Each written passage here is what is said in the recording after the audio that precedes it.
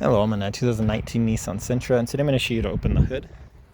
So from the driver's side, we'll pop down here, and you should see this lever. This is the hood release, so we'll pull that. If there's no tension at all on this, double check this cable. You can see it. There's a cable attached.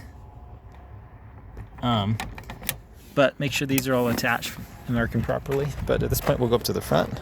You should see the hood slightly loose now. So you should be able to stick your fingers up front.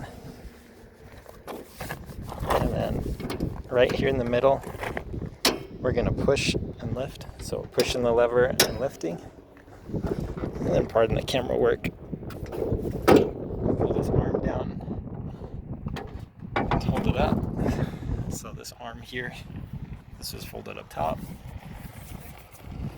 That's it. Now check here, make sure this is all working. Nothing bent or broken, no debris stuck in here that needs cleaned up. If it's really sticking, maybe spray some WD-40 to loosen it. And then up here is where it's hooked onto.